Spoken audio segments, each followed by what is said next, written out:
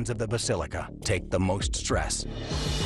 Professor of Architecture Shaheen Vasia describes the impact of the quake on the basilica. The ends were trying to accommodate the movement, but moving in different direction, in a sense, put a lot of stress on the upper vaults and pulled the upper vaults apart. The center of the basilica is more heavily supported, while the ends are the least stable, and that is where the impact is felt hardest. The main direction of the earthquake forces were perpendicular to the nave's axis. When the earthquake hit, it swayed the structure back and forth, and with it, the two masses that are located at the end. Each mass was trying to accommodate the movement by moving in a different direction, producing significant amount of stresses in the corners. The energy from a quake will dissipate in soil or sand with a rolling motion that could cause a building to fall by destroying the foundation. But when a large quake hits solid bedrock, more force is transferred directly upwards into the structure on top. The foundation might stay intact, but the building can suffer a lot of structural damage with severe cracking or even collapse. The artwork on the vault is irreplaceable, and so are the lives of those struggling to get out of harm's way.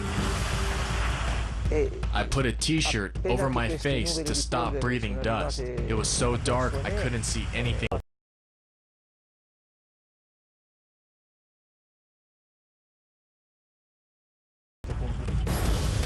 The fate of those near the front door, like Padre Enzo Fortunato, is still unknown. Only the voices of the survivors echo in the dark.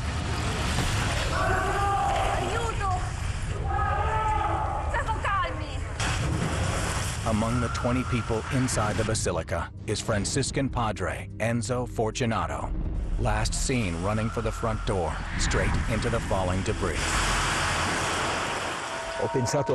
People were trying to run away. They were very scared by the loud noise. Cameraman Paolo Antolini captures the horrifying sight on tape. 4 workers are tragically buried. 2,000 square feet of priceless early Renaissance frescoes are reduced to mere rubble. It's the worst quake damage ever suffered by the basilica in its nearly 800-year history. You can have an earthquake almost in the same place, but it can produce completely different ground motion on one specific place, depending on how the fractures move. Scientist Warner Marzocchi has studied the effects of quakes in the area. There were at least 30 events in the last 8 centuries, but the Assisi Basilica did not suffer so much from them. Architectural engineer Giorgio Croci says despite a foundation built on solid bedrock and a strong network of both rounded Roman arches and pointed Gothic arches, the stress accumulated over centuries of seismic events is to blame. That is due to accumulation of damage. As in the human body, if you have pneumonia several times, you become weaker and weaker. Earthquakes are common in the Umbria region of Italy, and protecting the architectural treasures poses a major problem. Obviously, rebuild completely the church is impracticable, because it's a crime to destroy Assisi Church just to have a church that is completely safe for earthquakes.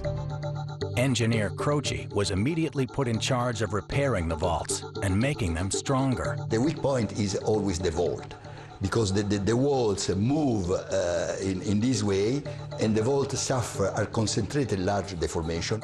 In Gothic vault, the curvature is smaller than in Roman vault. It's very easy that is lost. The soaring ribbed vaults helped create larger spaces and room for windows and light. The vaults hang from supported arches running up the walls at either side of the structure. But in a strong quake, they can become unstable, collapsing inward as the stress on the arch becomes too great. It becomes flat.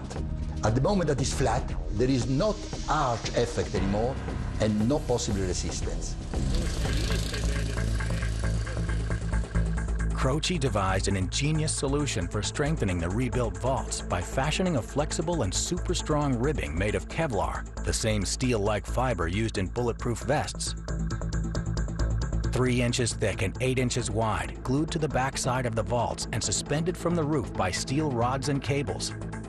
And so they created a certain new thickness, able to give resistance, not only immediate, but also they were calculated for future earthquakes. The repairs can salvage the church, but more than precious art and architecture are lost on this fateful Assisi day.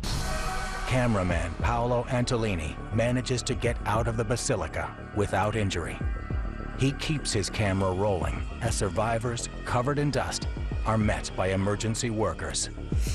I knew some people were going to be hurt, probably even die. When I saw the light outside, I knew I was alive. I almost felt like I was born again. But there is no sign of Franciscan Padre Fortunato, last seen running for the front door as the vault collapsed. In fact, he never made it to the front door. He was pulled aside by another man to the shelter of a wall, and he survived without a scratch. There was this very strong shock, very rough. It seemed like the basilica was being uprooted. The custodian pulled me, grabbed my hand and pulled me towards the wall, and then I was safe. Sadly, 4 others were killed in the collapse, including 2 friars who were also residents at the basilica. I went to this room and there were our 2 friars and I prayed. I kneeled down and then I left. It was a moment of great concentration and pain. The rebuilding goes on to this day, a slow and painstaking reconstruction of the frescoes. From hundreds of boxes holding the shards of their remains, the repaired vault over the front entrance is missing much of its former glory, but the doors remain open, with the names of the lost inscribed on a memorial plaque inside the restored basilica. When I see that slab, I can't help thinking I've been very lucky, because my name could have been on that slab too.